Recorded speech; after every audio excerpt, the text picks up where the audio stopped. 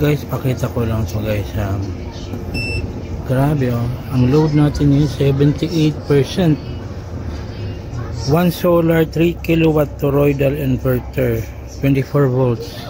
78% ang load natin, meaning mga nasa 2,400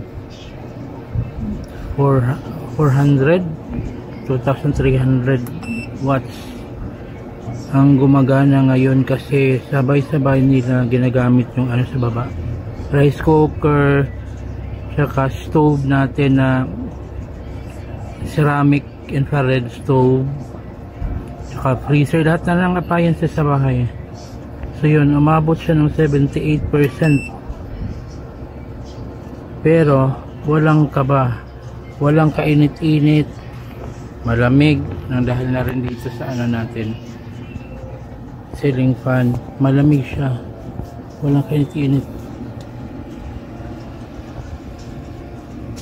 Saka yung fan niya oh, malakas yung dalawang fan, dalawa kasi yung fan niya, ito isa, 1, 2, yan ang mga fans niya.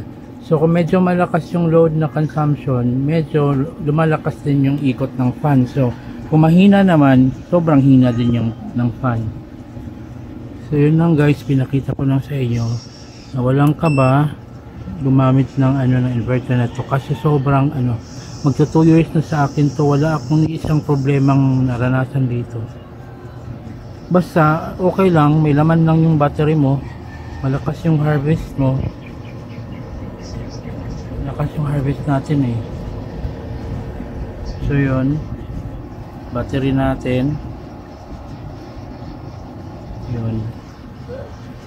So okay yung ano natin, solar.